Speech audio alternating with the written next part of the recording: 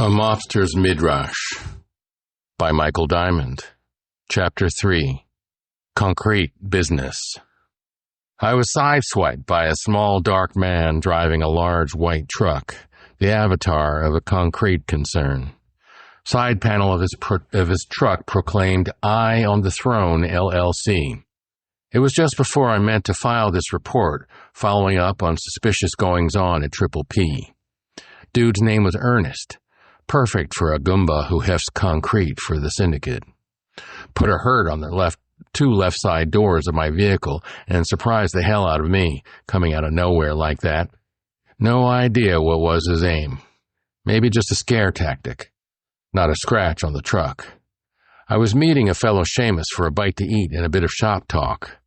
Driver was a calm fellow, downright cool. No indication he felt one way or the other about having broadsided me. Pleasant enough. His superiors insisted that we notify the local constabulary, so I made the call.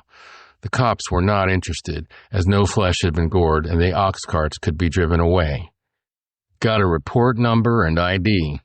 All the man's handlers wanted, proof of intent. Who were these masters of the concrete? Me? I'm more of an abstract guy, compelled by ideas. I find it helps in the snooping biz, checking for patterns, symmetries, and chronologies, things of beauty. Answers to questions, explanations, are secondary fallout by my reckoning, epiphenomena.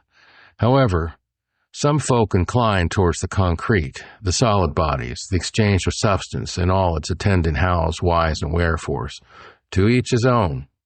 My buddy Dutch, the other shamus I was meeting before I was unavoidably detained, is moved by that solider sort of stuff. The investigation of plots and such like. Now that I think about it, that whole line of work boils down to conspiracy theories of one kind or another, endless. Don't get me wrong, there is an aesthetic to the paranoid rantings of the deluded soul. The agony, the protracted uncertainty, the hints, the blind alleys, the double crosses. But in the end, somebody takes the fall, and the implacable mechanics of the plot grind to an inevitable conclusion, be it bang or whimper. Whereas patterns, in time or in space, are the object of endless contemplation and discovery, completely open-ended, as there is no particular point to any of it. But any particular point may be all of it. Turn it over, the sages say. Am I losing you? I lost my buddy Dutch whenever I brought him along for one of my pointless inquiries. He'd start trying to make sense of this, that, or the other feature of the burgeoning complexity and throw up his hands in exasperation. "Emmett," he'd say, "you're too much a creature of intellect. There's no plot here. And I don't really care about any of the people you're investigating. It goes nowhere fast. I mean, some of the lingo you use is damn clever, but to what end?" All I could do was shrug and allow as to how we two were very different types of investigators and leave it at that. But the concrete will hit you when you're least expecting it. You should always be expecting it. I generally am, so when I let down my guard for a minute, bam! Smacked by a vehicle in the service of a purveyor of concrete. As far as I could tell, he wasn't carrying, or holding. Had two video cams, one fore and the other aft. But leave that for the insurance folks to peruse, inspect, and otherwise cogitate upon. Talk about concrete. How can you insure anything? What sort of prophetic skills or access to the internal arcana of the cosmos might that take? Enter the mysteries of actuarial science. Wouldn't you know it? It was a Greek, old silver-mouthed Demosthenes, who first reported on the practice of hedging against the loss of cargo at sea. Greeks. Always the numbers guys. Demi was conciliary to the town fathers of Athens, bet on the wrong side and offed himself before the Macedonian thugs could get to him. Official contracts start, of course, with the Sicilians. Leonardo Cattaneo, a.k.a. Lenny the Knife. Pay up, 'cause you never know when an act of God, man, or the sea might just broadside you.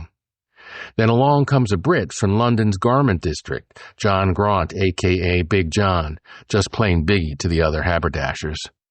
Had a real bee in his bonnet to figure out just how long a body might continue to respire on God's green earth after the point of reaching any particular birthday. life tables, compound interest, annuity valuation, the works. A few other smart alecks refined the notion, but pretty much the whole scam takes shape back in the days of J.S. Bach and Company. Annuity valuations, putting a price on each tick of your ticker, kind of stops you in your tracks. Tick, tick. 1 century later, Edward Rowe Moores, a.k.a. Black Eddie, one of the founders of the Society for Equitable Assurances on Lives and Survivorships, coins the term actuary, one who draws into being that which did not previously exist in the world of making and doing. The lowest rank of the syndicate, a foot soldier in the battle for the concrete. Yes, the concrete. Moores was a member of the Council of the Society of Antiquaries, those who study actuarial has-beens. Moore's other peculiar interest was parochial history and heraldry, how to tell one band of thugs from another. Moore's kicked due to a mortified leg, gangrene, at the incompletely actualized age of 47, after a lifetime of speaking Latin to anyone who cared to listen to the language of the dead. Oh yeah, now that we're talking about it, I personally hold paper on 2 annuity scams run by the syndicate that Moores founded, Equitable Insurance as it's called these days. I hear they've got a pair of cement shoes waiting for me. Progress in pouring the concrete of the Lincoln Tunnel ebbed and flowed with the vicissitudes of the 20th century American economy. By fits and starts, crews of workmen realized the undine dreams of Ole Knutsen Singstad, master of submarine excavation and ventilation. Governor Franklin Delano Roosevelt of the great state of New York gave it the nod in 1928. Wall Street had different ideas in 1929. The Great Depression put the kibosh on the digging of the Great Hole under the Hudson.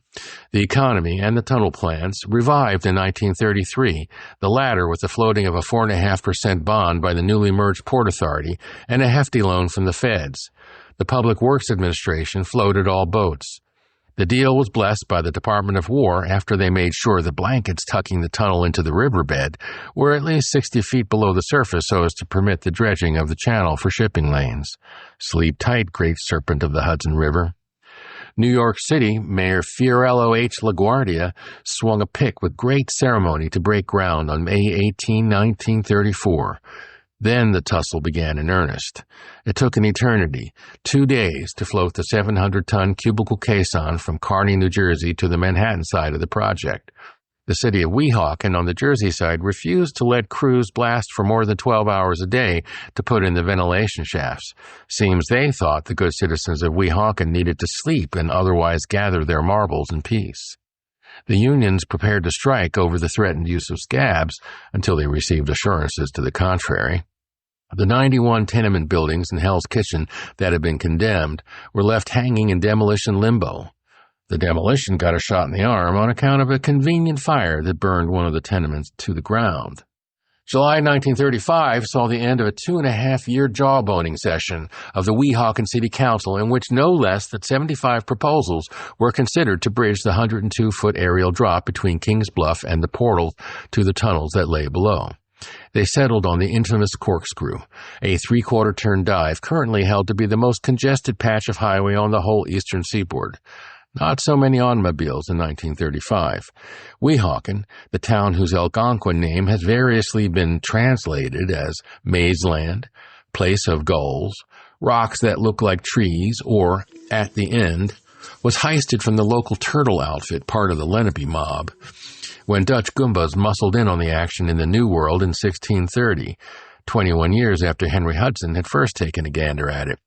The high perch over what we have come to know as the Hudson River was an ideal spot, a century and some change later, for Aaron Burr's espionage on behalf of his fledgling nation, and for General Lafayette's mansion, and for Washington Irving's wandering imagination. Once the British mob was routed, the site became the favorite of overheated gangsters to hold choreographed one-on-one shootouts that they were as like to call duels. Aaron Burr, perhaps recollecting what a great view it had, chose it as the locale in which to shoot Alexander Hamilton in the belly. Hamilton, much to his detriment, seeing as how he had signed on for this folly because of some screwy notion of honor, intentionally, if you can believe it, did not take his best shot and therefore took the fall, down to the ground. Bad move. Politics and guns, Evil bedfellows. Death, the final arbiter. Enter the sandhogs, the grunts who ran the gauntlet of the Rube Goldberg machine, assembled to bring to life the giant underwater worm. The realm of Tartarus was what the papers dubbed the construction site. Mountains of mud and rock, monstrous metal hoops, pressurized airlocks, 32 ventilation buildings, 17 for the worm to breathe in and 15 to breathe out. It was full court press to get the whole thing living and breathing in time for the 1939 World's Fair. Largest glass ceiling in the world, according to the New York Times. The first metal-clad annelid came to life at the winter solstice in 1937. It was a rip-snorting event complete with aerial explosions. They renamed it after Abraham Lincoln in hot competition for historical significance with the George Washington Bridge. Then along comes World War II, 1941, puts the squeeze on funding for the new Port Authority bus terminal and its connecting tube. C'est la vie, c'est la guerre. The tunnel was deemed essential to the war effort, so they tried to put on some speed, but the military brass had better things to do with the materials. The second tube came gasping to the surface with little fanfare on February 1st, 1945. By 1951, the handwriting was on the ceramic walls. They needed a third tunnel. Moses steps in. Robert Moses, New York City's construction coordinator. He prefers bridges and highways, much more effective as barriers to buses carrying poor people, keeps them from reaching the tonier parts of the city because the buses couldn't fit underneath. What a wise guy. Tight with the oil barons. Eventually, the contracts were muscled through in spite of Moses, and the Sandhog set to work again in 1952. Then the elders of Weehawken got into a prolonged pissing contest with the Port Authority, wanted to squeeze a few more greenbacks out of them. Actually sent the Flatfoots to arrest a couple of sandhogs. In March of 1954, the Jersey Supremes weighed in on the side of Weehawken. But the state legislature gave it the go-ahead anyway. You know somebody's ox was gored. The third tubular creature wriggled to the surface and opened its maw on May 25, 1957. No one died for that one, that we know of, unlike the other two monster marine annelids that snuffed a combined total of 15 sandhogs in the act of creation. Labor and delivery are a messy affair. Enoch had arranged that all three portals of the Lincoln Tunnel be open to us on the Jersey side, so as we could skedaddle through pronto, in case there was some funny business with the opposition on the board. At the time, it seemed strange that somebody must have given old Dogface permission to whack Osiris and start this mob war. On the other hand, it's not like it was the first time it ever happened to Ossie, but hope springs eternal. Certainly for Sis and Ossie, the original Eternals. Enoch, no doubt, had some idea who approved the hit, but he wasn't talking. He plays his cards close to the vest, impossible to read. Sandy's voice in my ear again. Time for you and Nettie to shoot the works.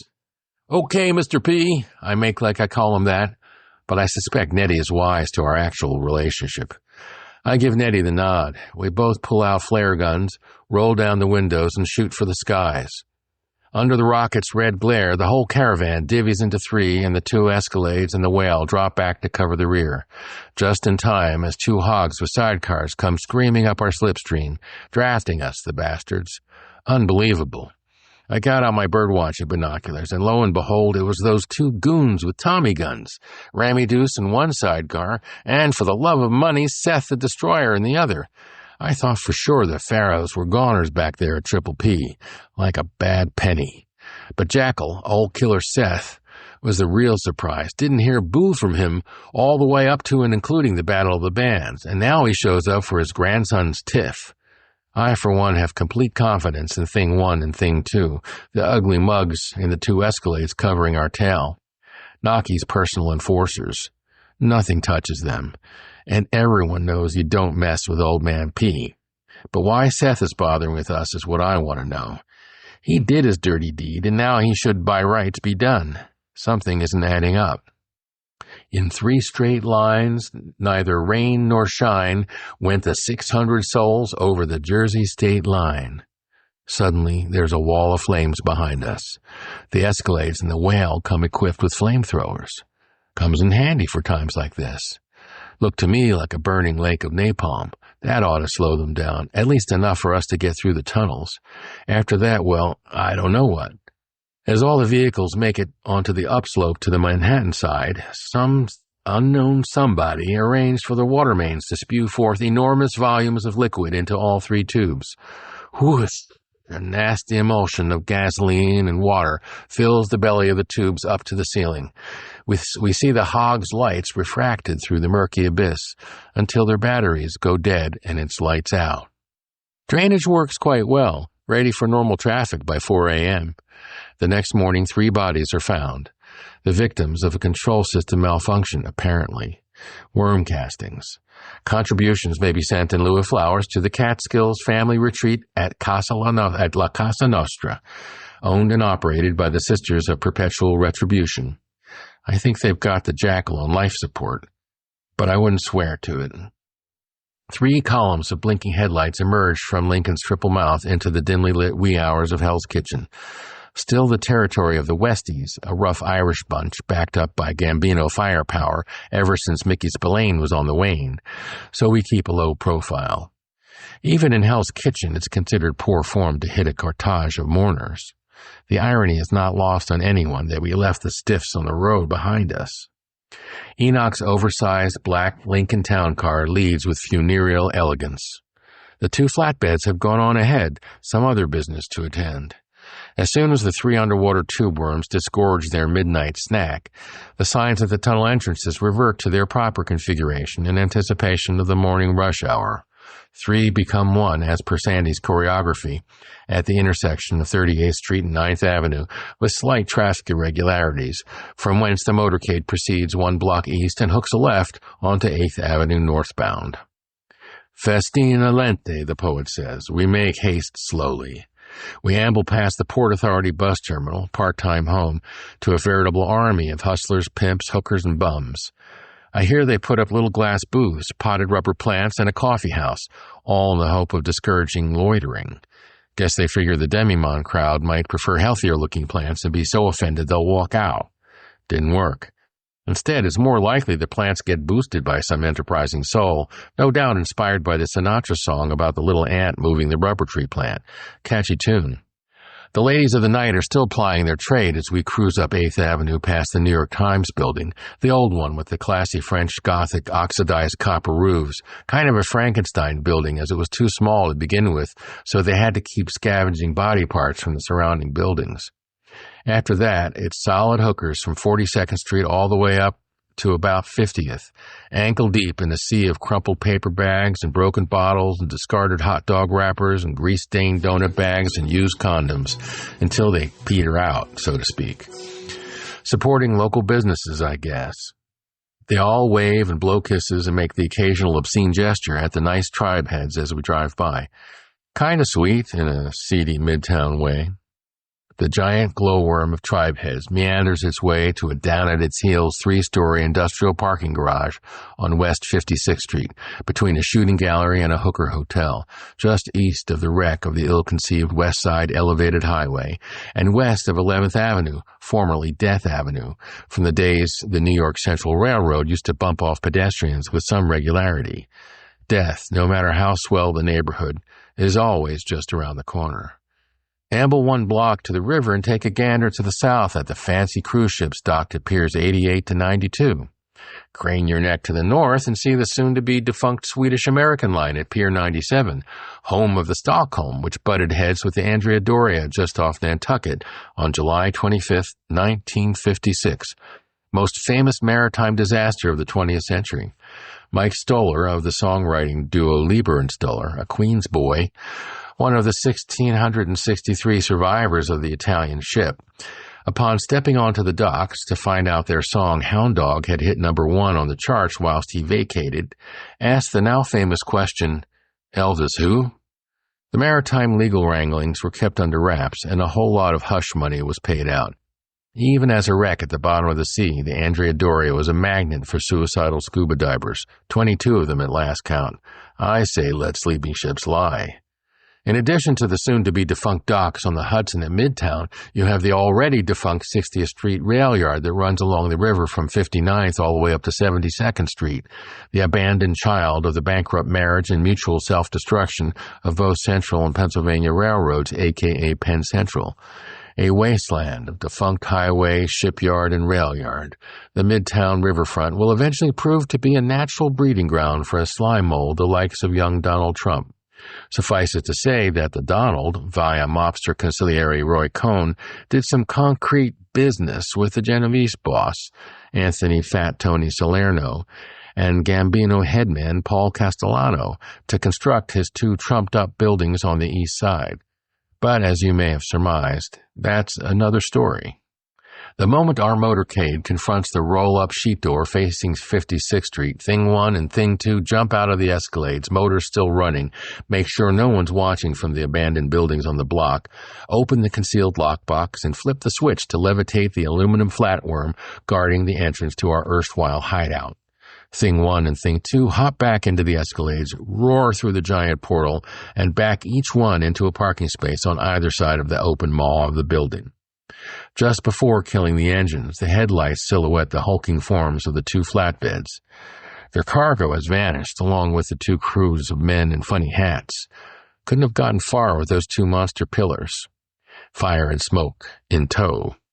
The Ancient One's town car backs into the space next to one of the Escalades, then our Eldorado next to the other one.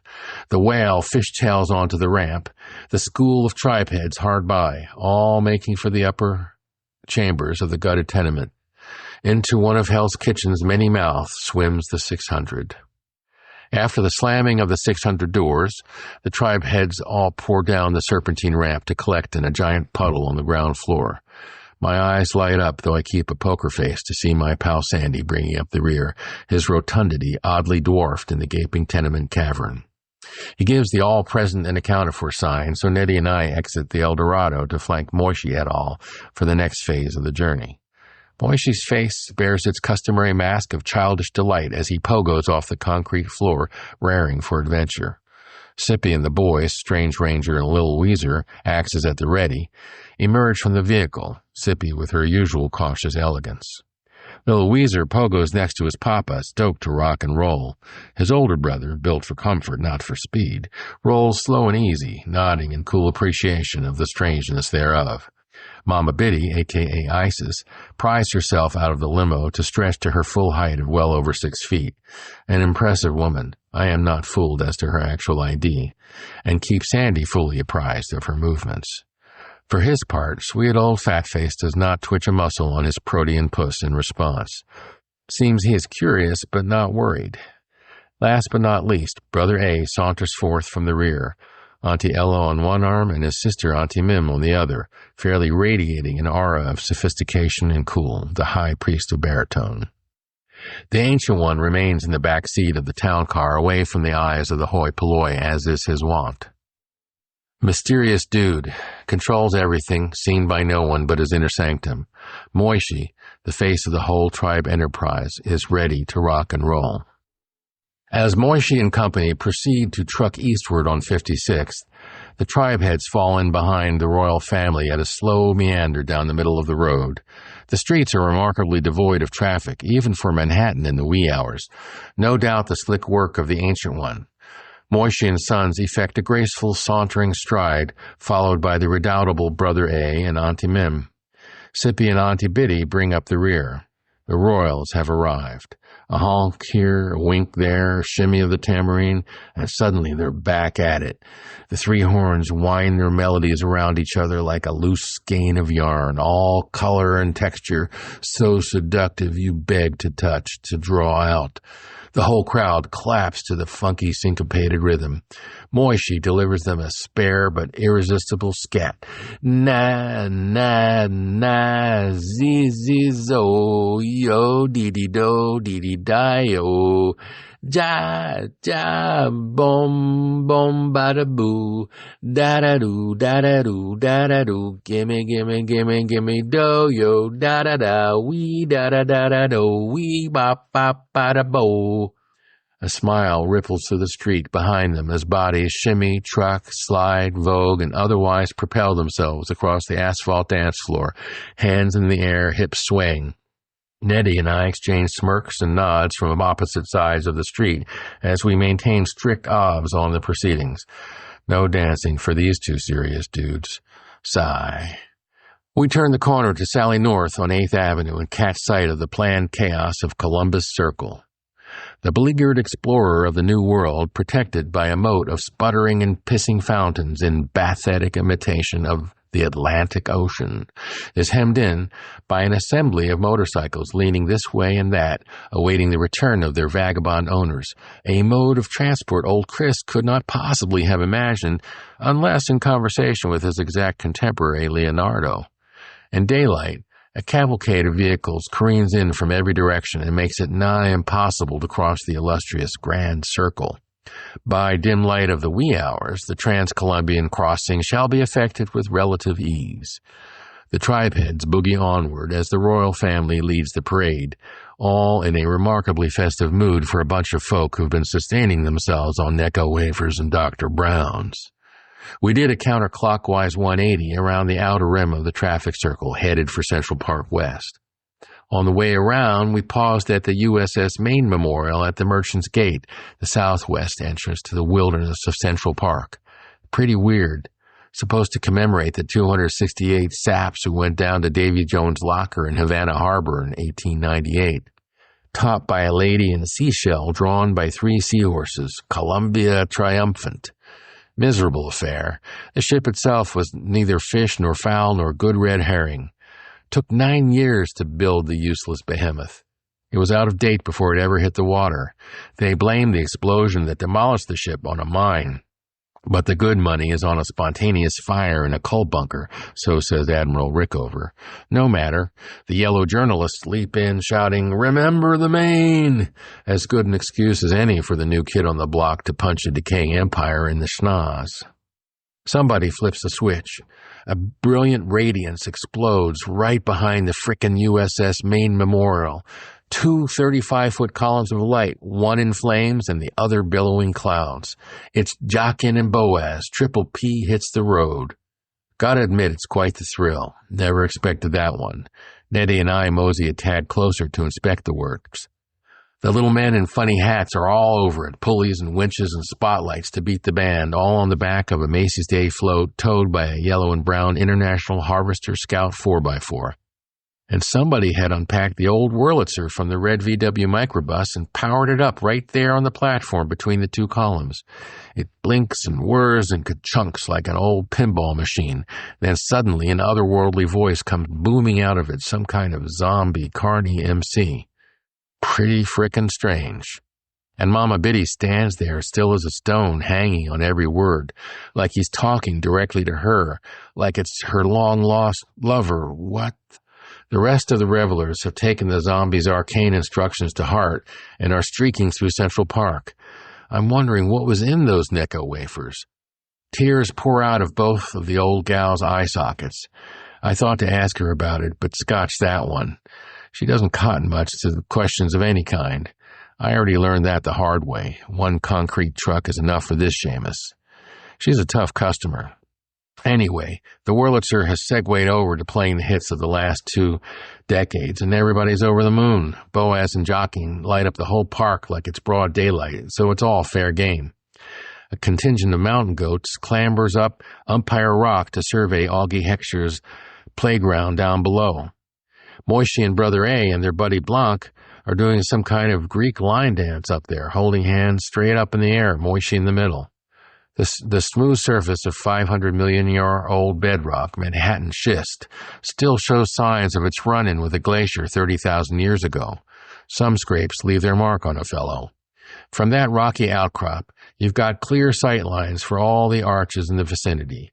Pine Bank, Drip Rock, Gray Shot, Dipway, Dalehead, Donder, and Blitzen, all beauties harking back to the WPA or to old Frederick Law Olmsted himself.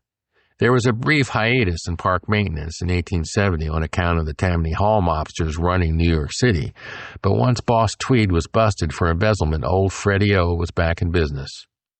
From atop the rock, a web of magnetic ley lines converges on the Central Park carousel as evidenced by the stream of tribe heads drawn in that general directions. Moss the Flame, to mix a metaphor. That's one trippy contraption. Its first incarnation in 1871 had a hidden underground tunnel for a horse or a mule that would pull the damn thing when the operator tapped his foot on the floor. Pretty clever. Got a makeover by way of a 1908 rig designed by two Yids, Saul Stein and Harriet Goldstein. 57 hand-carved fancy-dress horses and 2 honest-to-God chariots and a mechanical organ, the works all donated by Old Man Friedsam, lifted in toto from a trolley terminal on Coney Island and transplanted to the park in 1951. It was magic. Fun fact, from 2010 to 2021, the joint is run by a different mob, the Trump Organization. Contracts terminated by Mayor de Blasio in light of the mobster-in-chief having loosed his psychotic ponies on the nation's capital instead of quietly sinking into the sunset. Plus ça change. Meanwhile, the tribe heads are having the time of their lives. Mama heads, papa heads, baby heads, teeny bopper heads, all tripping the light fantastic with the ponies. We had to pry some of the young'uns off their ponies on account of the fact that they refused to mosey along to the end of the trail as per Naki. The carousel spills the teeming masses onto the wide open space of Sheep Meadow. A few locals have hours earlier taken up posts in the shadows doing God knows what. The tribe heads let them be, love and let love. Handfuls of kids in blindfolds run around playing some kind of hide-and-seek game, alternating cries of Moishie and Levy. They tumble on and on, undeterred by the shadiness of the ramble, past Belvedere Castle to the Great Lawn, then the long jaunt around Central Park Reservoir on the bridle path along Fifth Avenue. What was it set them up for their wilderness ecstasy? Rewind the tape to that strange, trippy rap from the Pharaonic Wurlitzer and listen. The intergalactic cyber travel agency is here for you, there for you, everywhere for you. We've got your number, your address, on and off the web, just the prescription for you, all of your data and your friends and family's data, your likes and dislikes, your frequent shoppers coupons, your metadata, your paradata, and your ortho data.